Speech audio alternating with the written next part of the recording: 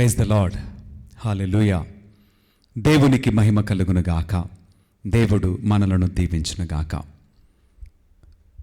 ప్రియ దైవజనాంగమా,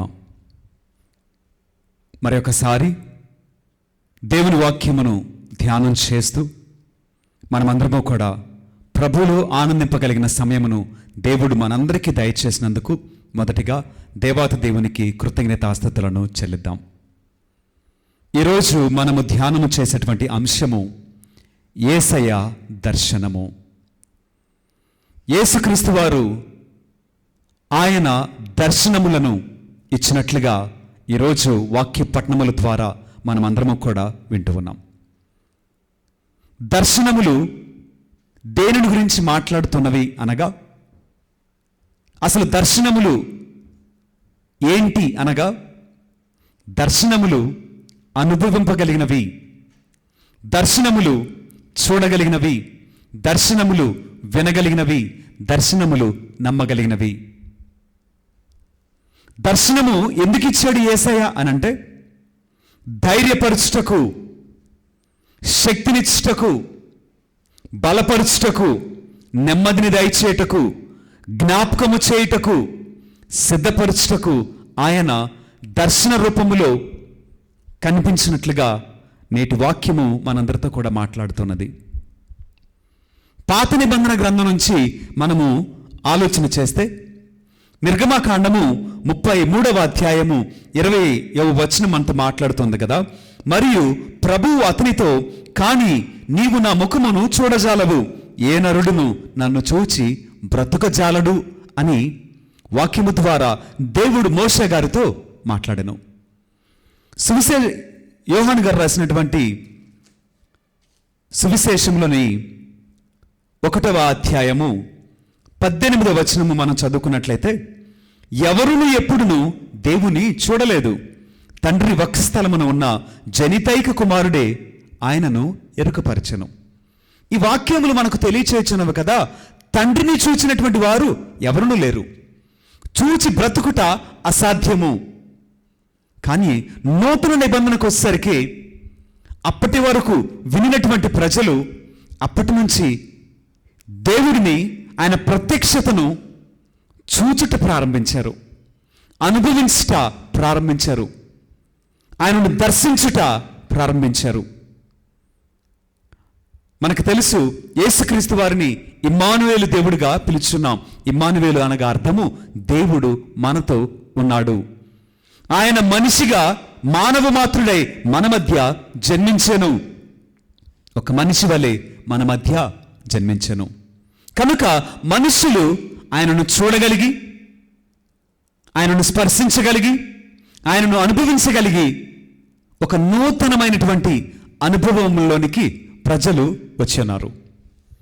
చెప్పబడినట్లుగా యేసయ్య ఎందుకు దర్శించారు అని అనగా, మొదటిగా ధైర్యమునివ్వటానికి, శక్తినివ్వటానికి, నెమ్మదినివ్వటానికి, మనకు తెలియచేయటానికి, సిద్ధపరచడానికి ఆయన దర్శిస్తూ వచ్చారండి. మొదటిగా ఈనాటి సువిశేష పట్టణంలో మనం వింటూ ఉన్నాం. యోహాను సువార్త 20వ అధ్యాయంలో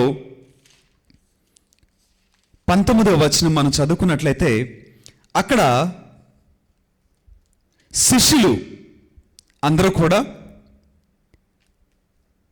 అది ఆదివారము సాయం సమయము, యూదుల భయముచే శిష్యులు ఒక చోట తలుపులు మూసుకొని ఉండిరి.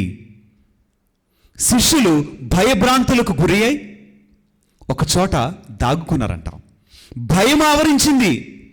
ఎందుకు భయం ఆవరించింది అనగా, యూదుల వలన ప్రాణ భయము. యూదులు వారిని కొట్టెదరేమోనని, వారు ప్రాణములను కోల్పోయేదిరేమోనని భయము వలన వారు దాక్కున్నారంట. భయము, మనుషుల వలన భయము, మనుషుల మాటల వలన భయము, రేపటిని గురించిన భయము, భవిష్యత్తును గురించినటువంటి భయము, ఎప్పుడు ఏం జరిగిద్దో అని భయము, ఆందోళన, నెమ్మది లేక ప్రతి మనుషుడు కూడా ఈ లోకములో జీవించిన ఉన్నాడు. భయము మనలను పిరికివారినిగా చేస్తూ ఉండగా, భయము దేవునిది కాదు అని మనకు తెలిసినప్పటికీ కూడా భయపడుతూనే ఈ లోకంలో జీవిస్తున్నాం. దేవుని వాక్యములో యేసయ్య భయపడకుము, జడియకుము, నేను నీకు తోడుగా ఉన్నాను అని ధైర్యం ఇస్తూ ఎన్ని మార్లు మాట్లాడారంటే 365 సార్లు బైబిల్ గ్రంథంలో భయపడకుము, జడియకుము, ధైర్యము కలిగి ఉండమని దేవుడే మనందరితో కూడా మాట్లాడుతున్నాడు. 365 సార్లు రాయబడిందంట. 365 సార్లు అనగా సంవత్సరమునకు 12 నెలలు. ఈ 12 నెలల కాలమే 365 రోజులు. ప్రతిరోజు దేవుడు నీతో మాట్లాడుతున్నాడు, నా కుమారుడా, నా కుమార్తె, భయపడద్దు. నీ చుట్టూ ఉన్న పరిస్థితులను బట్టి భయపడొద్దు, మనుషులను బట్టి భయపడొద్దు, వారి మాటలను బట్టి భయపడొద్దు, నీకున్నటువంటి అస్వస్థతను బట్టి భయపడొద్దు, అప్పులను బట్టి భయపడొద్దు, ధైర్యముగా ఉండుము అని దేవుడు ప్రతిరోజు కూడా దినమునకు ఒక్కసారి చొప్పున దేవుడు మనతో మాట్లాడుతున్నాడు. మనమందరం అనుకోవచ్చు, మరి 365 రోజులు యేసయ్య మనతో మాట్లాడుతున్నాడు, మరి 4 సంవత్సరాలకు ఒకసారి లీపు సంవత్సరం వస్తుంది కదా, అప్పుడు 366 రోజులు వస్తున్నాయి కదా అని మనం అనుకోవచ్చు. ఈ 365 రోజుల పాటు, 4 సంవత్సరముల పాటు నీకు ప్రభు బోధిస్తూ ఉండగా ఒక్కరోజు నీవు ధైర్యముగా ఉండలేవా? ఆ ఒక్కరోజు ధైర్యముగా ఉండుటకు పరీక్ష ఉండి చూడు.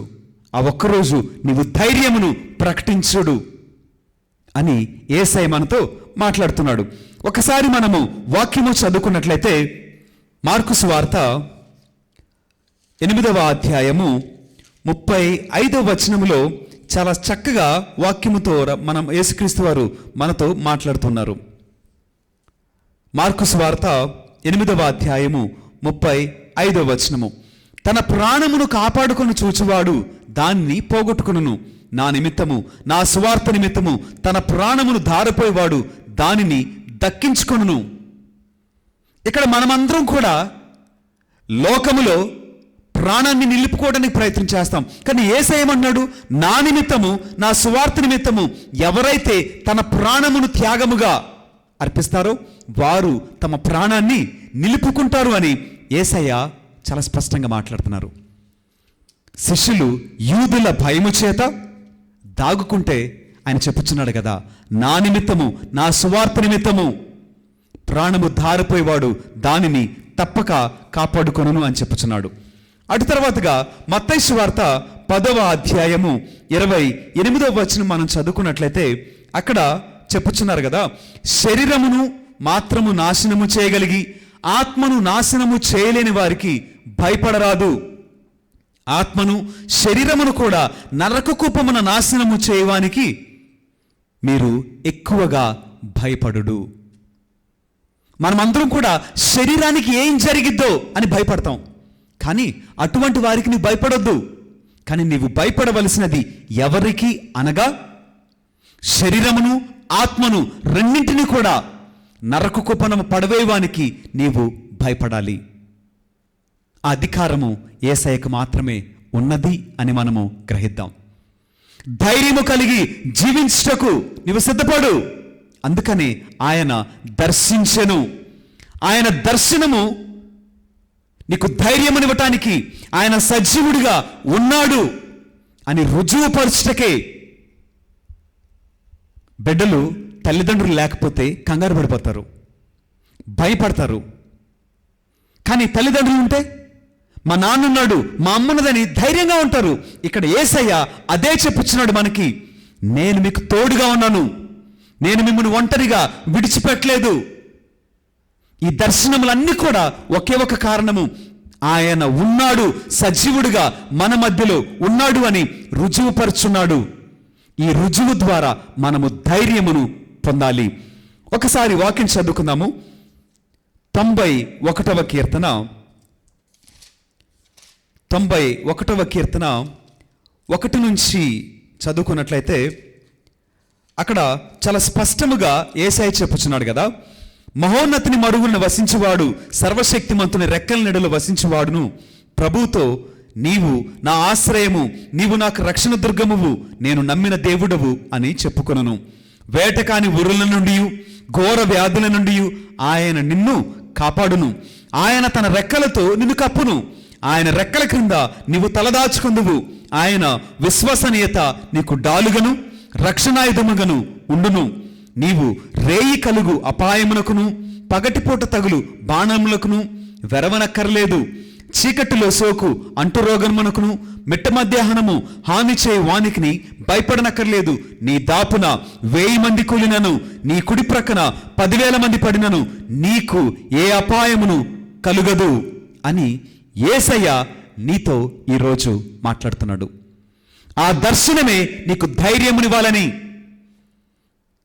ఆరోగ్యము గురించా, బిడ్డల గురించా, ఉద్యోగం గురించా, సంతానము గురించా, వివాహము గురించా, దేనిని గురించి భయపడుతున్నావు? ఎవరిని బట్టి నీకు భయం? యేసయ్య నీతో మాట్లాడుతున్నాడు. భయపడకుము, ధైర్యముగా ఉండు. నేను నీ పక్షమున ఉన్నాను. నేను సజీవుడిగా మీ మధ్య వసించున్నానని దర్శనము ద్వారా సజీవుడని ఆయన నీతో మరొకసారి మాట్లాడుతున్నాడు. ఇకనైనా ధైర్యముగా జీవించగలవా? రెండవది, ఆయన దర్శనము ఎందుకు ఇచ్చాడు అనగా, నెమ్మదిని కలుగు చేయుటకు ఆయన దర్శన రూపంలో కనిపించారండి. నెమ్మది, ఎందుకు నెమ్మది అనగా, యోహాను సువార్త 20వ అధ్యాయము 19వ వచనం మనం చదువుకున్నట్లయితే, అది ఆదివారము సాయం సమయము, యూదుల భయముచే శిష్యులు ఒకచోట తలుపులు మూసుకొని ఉండిరి. యేసు వచ్చి వారి మధ్య నిలవబడి, మీకు శాంతి కలుగునుగాక. అప్పటికి శిష్యుల యొక్క మనస్సు చెదరింది. గుండె చెదరినటువంటి ఆ మనసుకి యేసే చెప్పినటువంటి ఒక చక్కటి మాట, మీకు శాంతి కలుగునుగాక. ఆ మాట ఎంత ధైర్యం ఇచ్చిందో కదా, ఎంత ఊరటనిచ్చిందో కదా, ఎంత నెమ్మదినిచ్చి సంతోషము శాంతిని ఇచ్చి ఉంటుందో కదా. ఆలోచించేద్దాం. అనేక మందికి తెలుసు, దేవునిలో ఆనందించువానికి లోకంతో పని లేదు. దేవునిలో బలపడిన వానికి లోకపు పోకడి గురించి, మనుషుల గురించి, వాళ్ళ వ్యక్తిత్వాల గురించి, లోకంలో జరుగుతున్న సంఘటనల గురించి పట్టింపు ఉండదు. ఆ మనుషులు తమ సమస్యల గురించి, వాటికి ఉన్నటువంటి అవసరాల గురించి, వారికి ఉన్నటువంటి మరి ఏ ఇతరమైనటువంటి ఇబ్బందుల గురించి మనుషులతోటి, లోకంతో మాట్లాడరు. వారు యేసయ్యతోనే చెప్తారు, యేసయ్యలోనే వారు జీవిస్తారు. ఎందుకంటే ఆయనలో సమాధానం ఉన్నది, ఆయనలో శాంతి ఉన్నది, ఆయనలో నెమ్మది ఉన్నది. నీకు భారం వచ్చిందా, బాధ వచ్చిందా, ఇబ్బంది వచ్చిందా, నీకు ఏ శోధన వచ్చినా ఆయన మాట నీకు సమాధానకరముగా ఉన్నది. ఆయన సన్నిధి నీకు నూతనమైనటువంటి ఉత్సాహాన్ని, నూతనమైనటువంటి బలాన్ని తిరిగి ఇవ్వగలిగినటువంటి సన్నిధి అది. ఆయన వాక్యమే నీకు మరల జీవాన్ని నింపగలదు, శక్తినివ్వగలిగినటువంటిది ఆయన వాక్యము. అనేక మంది వాక్యము చదువుతూ ఆనందిస్తారు, పాటలు వింటూ, దేవుని పాటలు వింటూ ఆనందిస్తారు. ఇవన్నీ కూడా మనసుకు నెమ్మదిని, ఊరటను కలిగిస్తాయి. ఇక్కడ శిష్యులు గుండె చెదరిన వారై ఉండగా ఆయన ప్రత్యక్షమై చెప్పినటువంటి మొదటి మాట, మీకు శాంతి కలుగునుగాక. ఆ మాట వలన ధైర్యము పొందుకొని, నెమ్మది పొందుకొని వారు ఆ తర్వాతకి సిద్ధపడుచు ఉన్నారండి. ఇక్కడ అనేక మంది కూడా గుండె చెదరైనటువంటి పరిస్థితుల్లో మనం ఉన్నామేమో. యేసయ్య సజీవుడిగా దర్శన రూపములు మనకు కనిపించి చెప్పుచున్నటువంటి మాట, నీకు శాంతి కలుగునుగాక, నీకు సమాధానము కలుగునుగాక అని నీకు ఆయన నెమ్మదిని ఇచ్చుచు ఉన్నాడు. నెమ్మదిని పొందుకుందాం. ఇక తర్వాతగా ఆయన చేయించినటువంటి పని ఏంటి అంటే, ఈ దర్శనముల ద్వారా ఆయన నీకు జ్ఞాపకం చేస్తున్నాడు. దేనిని జ్ఞాపకం చేస్తున్నాడు అనగా, శిష్యులకు వారి పనిని జ్ఞాపకం చేస్తున్నాడు, వారి పిలుపును జ్ఞాపకం చేస్తున్నాడు. మీరు ఎందుకు పిలువబడ్డారో వారి కర్తవ్యాన్ని ఆయన జ్ఞాపకం చేస్తున్నాడు. మర్చిపోయినటువంటి ఈ పరిస్థితులలో యేసయ్య వారికి జ్ఞాపకం చేస్తున్నాడు. వారికి ఇవ్వబడినటువంటి పని ఏంటి అనగా, మత్తయి సువార్త 28వ అధ్యాయము 19వ వచనం మనం చదువుకున్నట్లయితే, అక్కడ చాలా స్పష్టంగా వారికి ఇవ్వబడినటువంటి బాధ్యత మనకు కనిపిస్తుంది. కనుక మీరు వెళ్ళి సకల జాతి జనులకు పిత పుత్ర పవిత్రాత్మ నామమున జ్ఞాన స్నానం ఒసగుచు వారిని నా శిష్యులను చేయుడి. వారికి ఇవ్వబడినటువంటి బాధ్యత ఇది, వారికి ఇవ్వబడినటువంటి భారము. ఇందుకొరకే వారు ఎన్నిక చేయబడ్డారు, ఇందుకొరకే ఆయన వారిని ఎన్నుకొనెను. కానీ పరిస్థితి ఎలా ఉన్నదేనంటే, యేసుక్రీస్తు వారు మరణించిన తర్వాత పరిస్థితి ఎలా ఉన్నదేనంటే, ఒకసారి ఆలోచించేద్దాము. యోహాను సువార్త 21వ అధ్యాయము 3వ వచనము మనం చదువుకున్నట్లయితే, సీమోను పేతురు వారితో, నేను చేపలు పట్టబోచున్నాను అని పలుకగా, వారు మేమును నీ వెంట వచ్చేదము అనిరి. వారు బయలుదేరి పడవను ఎక్కిరి. కానీ ఆ రాత్రి అంతయు వారికి ఏమీ దొరకలేదు. యేసయ్య పిలిచిందేమో మనుషులను పట్టువానిగా చేయుటకైతే, పేతురు గారేమో మరలా చేపలు పట్టుకోవడానికి వెళుతున్నారు. ఆయన ఇచ్చినటువంటి పనిని, బాధ్యతను, భారాన్ని, కర్తవ్యాన్ని విస్మరించి ఆయన మరలా చేపలు పట్టుకోవడానికి వెళితే, యేసయ్య ఎందుకు దర్శించిననగా మరలా జ్ఞాపకము చేయటానికి, ఇదిగో నీవు చేయవలసినటువంటి పని, అనేక ఆత్మలను నీవు రక్షింపవలసి ఉన్నదని యేసయ్య జ్ఞాపకము చేస్తున్నాడు. జ్ఞాపకము చేయుటకే ఆయన మరల దర్శించెను. నీకు కూడా ఈ రోజున యేసయ్య జ్ఞాపకము చేయుచున్నాడు. నీకంటూ ఆయన ఒక పనిని అప్పగించున్నాడు. ఈ పనిని చేయకుండా అలసత్వాన్ని ప్రదర్శిస్తూ,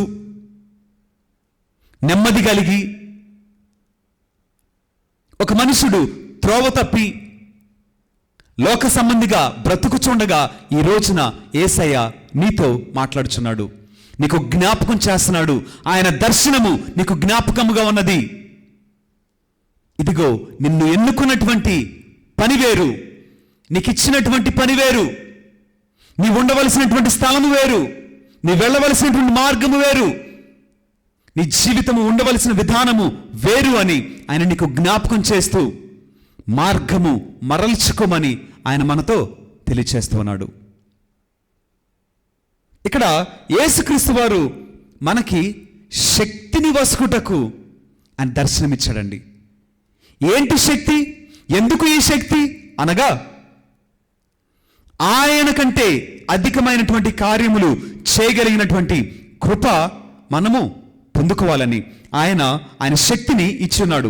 యోహాను సువార్త 14వ అధ్యాయము 12వ వచనం మనం చదువుకున్నట్లయితే, నేను తండ్రి యొద్దకు వెళ్ళుచున్నాను కనుక నన్ను విశ్వసించువాడు నేను చేయి క్రియలను చేయును, అంతకంటే గొప్ప క్రియలను చేయును అని మీతో నిశ్చయముగా చెప్పుచున్నాను. నీవు అత్యద్భుతమైనటువంటి కార్యములను జరిగింపగలవు. జరిగించుటకే నేను నీ ఎన్నుకున్నానని ఆయన దర్శనములు మనందరితో కూడా మాట్లాడుతూ ఉన్నవి. ఇక్కడ యేసుక్రీస్తు వారి శిష్యులు అద్భుత కార్యములు జరిగించారండి. ఎలాంటి అద్భుతములు జరిగించారు అనగా, అపోస్తల కార్యములు 5వ అధ్యాయము 12వ వచనం నుంచి మనం చదువుకున్నట్లయితే గనక, అక్కడ యేసుక్రీస్తు వారి శిష్యులు అనేక అద్భుతాలు చేశారు. ఎలాంటి అద్భుతములు అనగా, ఇదిగో పేతురు నడిచిపోయినప్పుడు కనీసము అతని మీద అయినను కొందరిపై పడగలదును ఆశ చేత వారు జబ్బుగా ఉన్న వారిని చాపల మీదను పరుపుల మీదను పెట్టుకొని మోసుకొని వచ్చి వీధులలో ఉంచిరి. మరియు యెరూషలేము చుట్టుపక్కలనున్న పట్టణముల నుండి జనులు వ్యాధిగ్రస్తులను దయ్యము పట్టిన వారిని తీసుకొని వచ్చుచుండిరి. అటులా తీసుకొని రాబడిన వారందరూ కూడా స్వస్థత పొందిరి. యేసయ్య చెప్పాడు కదా, నన్ను అనుసరించువాడు నేను చేయి కార్యములను చేయను, అంతకు మించినటువంటి కార్యములను అద్భుతములను జరిగించినని యేసయ్య చెప్పిండగా శిష్యులు అద్భుత ఆశ్చర్య కార్యములను ఘనముగా గొప్పవిగా జరిగించెను. ఆయన దర్శనములు ఎందు నిమిత్తమనగా ఆయన శక్తిని ఇచ్చుటకే ఆయన ప్రత్యక్షమయను. ఆయన దర్శనము శక్తినివ్వటానికి, ఆ శక్తి వలన అద్భుత ఆశ్చర్య కార్యములు జరిగించుటకే ఆయన దర్శించెను. ఆయన దర్శనము మనము పొందుకున్నాం. ఆలోచించేద్దాం. శక్తి ఆయన ఇచ్చాడు. ఏ శక్తినిచ్చాడు? ఆయన సమస్తమును జయించగలిగిన శక్తిని ఇచ్చాడు నీకు. బలహీనతను, పాపమును దాటగలిగిన శక్తిని ఆయన నీకు ఇచ్చి ఉన్నాడు. ఆయన దర్శనములలో శక్తి ఉన్నది. ఆయన చెప్పుచున్నాడు, నీ మాటకు సమస్తము లోబడతాయి, నీకు ఇవ్వబడిన అధికారానికి సమస్తము లోబడతాయి అని ఆయన నీకు తెలియచేస్తూ ఉన్నాడు. ఇక చివరిగా ఆయన మనలను సిద్ధపరుస్తూ ఉన్నాడండి. ఆయన దర్శనములు ఎందు నిమిత్తమనగా మనలను సిద్ధపరచుటకే.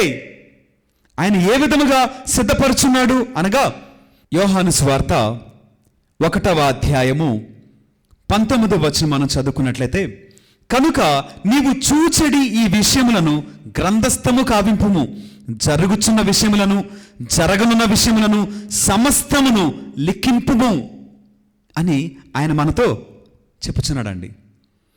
రానున్నటువంటి విషయములు, జరగనున్నటువంటి కార్యములు, వాటన్నిటి నిమిత్తము నిన్ను సిద్ధపరచుటకు ఆయన దర్శన రూపమున ప్రత్యక్షమయ్యను. యేసయ్య యోహాను గారికి ప్రత్యక్షమయ్యను. ప్రత్యక్షమై జరుగుచున్నవి, జరిగినవి, జరగబోచున్నవి కూడా నీవు గ్రంథస్థం చేయి, వాటన్నిటిని కూడా లిఖించు, పొందుపరచు.